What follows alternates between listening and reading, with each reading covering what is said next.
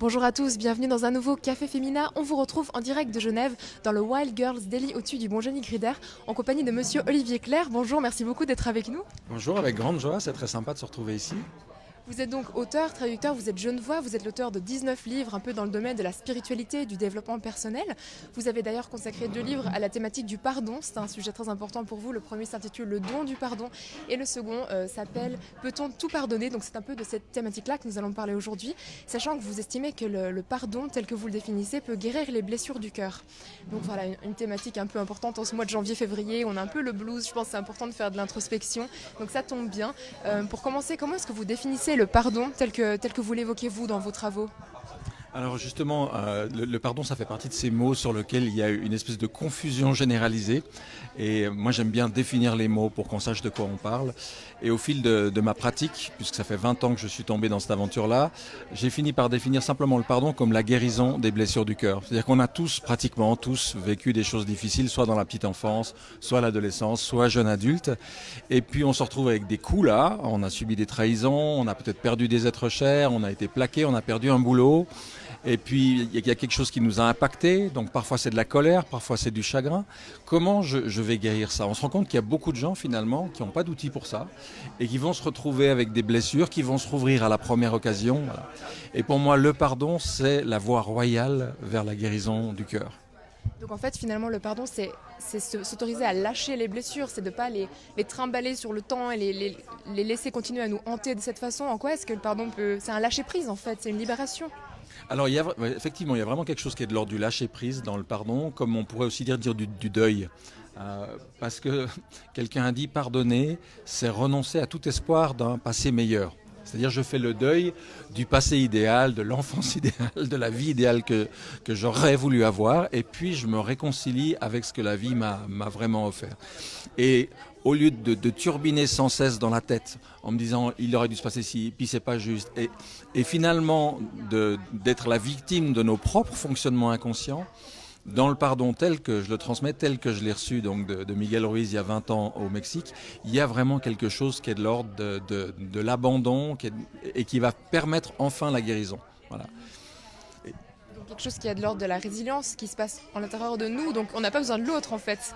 Pour pardonner, j'imagine, c'est vraiment propre à soi, c'est à l'intérieur.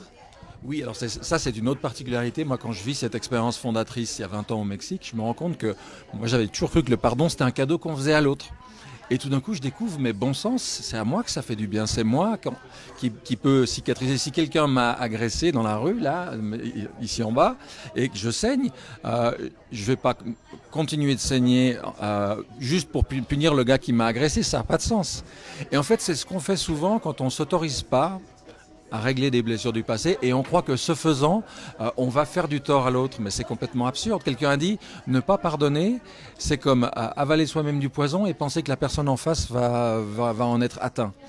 Donc le pardon par rapport à ce que moi j'avais appris quand j'étais enfant, dans le contexte religieux, j'ai vraiment découvert c'est un cadeau qu'on se fait à soi. Je cicatrise mes blessures et ça c'est un truc important que je rajoute, ça ne veut pas dire que c'est un pardon victime, c'est pas un pardon qui accepte tout, c'est un pardon qui est fait aussi avec la lucidité et qui me permet au besoin d'aller demander une résolution en justice, mais je vais le faire avec le cœur en paix.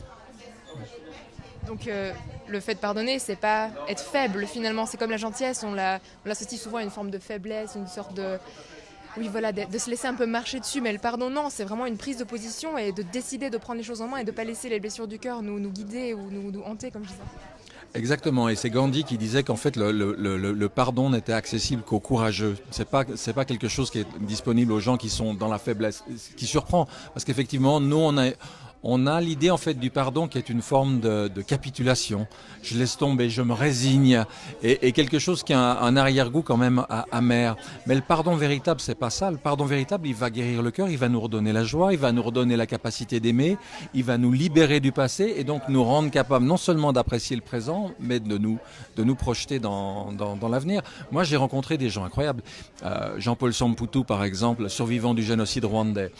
Mina Compagnon, dont le mari et les 2 enfants sont morts de façon tragique. Une autre femme en Afrique du Sud dont la fille a été victime d'un attentat terroriste à Johannesburg. Ces gens ont tous fait un chemin vers le pardon et quand on voit ce qu'ils sont aujourd'hui, quand on voit leur joie, leur lumière, la façon dont ils ont su transformer quelque chose de terrible en une occasion d'épanouissement, on se dit ah ouais, ça mérite d'y regarder à deux fois. Et je dis d'y regarder à deux fois parce que pour plein de gens, le mot pardon, ça leur file de l'urticaire direct. Ouh là là, ça me rappelle des mauvais souvenirs d'enfance. Ça évoque humiliation, culpabilité, j'en veux pas. Et tout d'un coup, on leur dit attendez, mais c'est quelque chose pour revivre pleinement. Vous avez évoqué quelques exemples concrets au début, mais à qui est-ce qu'on pardonne en fait? Est-ce qu'on pardonne aux autres? Est-ce qu'on pardonne à soi? Est-ce qu'il y a un peu des exemples types de personnes à qui on pardonne souvent dans nos vies? Alors il y a les grands classiques, les parents. Bien sûr, les parents sont responsables de tout. Hein. Donc des gens, alors qu'on en veuille à ses parents à 15 ans, à 20 ans, ça va. À 30 ans, on commence à se dire, serait peut-être temps à passer à autre chose. Mais quand à 40 ou 50 ans, les gens sont encore là-dedans, mais quel gâchis quoi. Donc ça, il y a un travail formidable à faire. À ses ex, qui est quand même aujourd'hui quelque chose d'assez fréquent dans nos sociétés, mine de rien, est-ce qu'on va traîner des relations pas cool avec le père ou la mère de ses enfants, avec quelqu'un avec qui on a passé de la vie? Et puis surtout, vis-à-vis de soi. Ce qui est incroyable, c'est le nombre de gens aujourd'hui, et moi j'en croise tous les jours, qui vivent avec un mépris de soi, haine de soi, jugement de soi, manque de respect de soi permanent. Et à un moment de pouvoir se réconcilier avec soi-même, avec ce qu'on est, tel qu'on est, être en paix avec soi, s'être pardonné à soi-même, alors non seulement c'est génial pour soi, mais c'est génial pour son conjoint, pour ses amis, pour ses proches, pour ses collègues, parce que quelqu'un qui est bien dans sa vie, dans son cœur, dans ses baskets, c'est quand même beaucoup plus agréable à vivre que quelqu'un qui est rongé par le jugement et la haine. Bien sûr, ça se fait pas d'un claquement de doigts, malheureusement, sinon il y aurait une recette magique, on l'aurait tous estampillé sur notre frigo et on le ferait tous les jours, mais c'est vraiment dur. Alors, vous serez en conférence à Genève le 4 mars, donc si cette thématique vous intéresse, voilà, c'est une date à noter dans vos agendas. Vous allez donner donc à cette occasion des clés pour se mettre sur ce chemin vers le pardon. Si vous pouviez en donner peut-être une comme un petit teaser pour encourager les gens qui trouvent ça insurmontable comme idée. Alors, si j'étais un peu taquin, je dirais la clé. J'ai créé il y a 6 ans ce qu'on appelle les cercles de pardon. Il y en a à Genève, il y en a aujourd'hui plus de 200 dans une quinzaine de pays dans le monde. J'ai voulu ça à but non lucratif, donc en moyenne en Suisse, ça coûte entre 20 et 25 francs, sauf erreur. En 2 heures, les gens vont toucher du doigt ce que c'est que cette libération et ce pardon. Le processus est à la fois d'une simplicité, mais d'une efficacité incroyable. Quand j'ai vécu ça, moi, la première fois il y a 20 ans au Mexique avec Don Miguel Ruiz, j'imaginais pas trouver une porte comme ça. Et je vais vous dire, j'ai un petit vieux monsieur qui est venu récemment à un cercle que j'animais et il m'a dit à la fin cette phrase que j'ai jamais oubliée. Il m'a dit, je pensais que c'était très loin et que c'était très compliqué. Et finalement, c'est tout proche et c'est beaucoup plus facile qu'on ne pense. Donc, je trouve ça, c'est porteur d'espoir. Nous, on a l'idée que ça va être un chemin dur, qu'il va falloir des années pour s'en remettre et que ça va être long. Et en fait, lorsqu'on lâche, la porte, elle est finalement beaucoup plus proche et beaucoup plus facile que tout ce qu'on avait imaginé. C'est ça la clé, c'est les cercles et puis peut-être oser se dire que c'est pas si difficile que ça et pas voir ça comme une montagne insurmontable et commencer à la gravir quand même et on verra bien en chemin. Oui, puis alors, au-delà de mes livres, au-delà des cercles, moi j'ai mis des tas de choses gratuites sur Internet. J'ai une chaîne YouTube où j'explique le processus que chacun peut faire chez soi. Il y a des articles, il y a vraiment beaucoup de choses, puisque l'idée, je dis souvent que le grand chantier du XXIe siècle, c'est la guérison des blessures du cœur. Ce chantier, il faut qu'on s'y mette tous. On va lancer le 18 septembre la journée internationale du pardon. L'idée, c'est que ce jour-là, partout dans le monde, des gens mettent ça en œuvre, peu importe que ce soit une méthode religieuse, laïque, que ce soit une conférence, une projection de film, mais que partout, les gens se disent, tiens, cette journée, on va la consacrer à ça. Vous dites que les blessures du cœur sont le chantier du XXIe siècle. Est-ce qu'on a une génération de cœurs blessés? Qu'est-ce qui s'est passé? Non, on est plus qu'une génération. Je pense que ça fait juste hyper longtemps que la plupart des êtres humains se trimballent avec des blessures qu'ils ne savent pas guérir. Donc, 20e siècle, on a fait des progrès spectaculaires dans la médecine du corps. C'est incroyable ce qu'on fait aujourd'hui, notamment en chirurgie réparatrice. Mais les gens, dans le même temps, continuent à se trimballer avec des blessures qui se transmettent parfois de génération en génération. Et puis, ils ne savent pas trop comment faire pour guérir ça. Aujourd'hui, on a de plus en plus d'outils. Moi, j'en ai un, mais j'en promeus de très nombreux, parce que je pense que ce qui marche pour l'un ne marche pas forcément pour l'autre, et qu'il faut qu'on fasse un grand buffet, qu'on offre une diversité d'approches, d'outils, de méthodes. Et là-dedans, chacun va aller vers ce qui lui conviendra. Comme il existe l'allopathie, l'aromathérapie, la phytothérapie, chacun va vers la médecine qui lui correspond. Si vous aviez un conseil à donner à quelqu'un qui se trimballe avec une blessure de cœur qui lui semble inguérissable, est-ce que c'est en parler, oser la regarder en face? Est-ce qu'il y a quelque chose déjà, un petit processus mental à enclencher avant toute chose?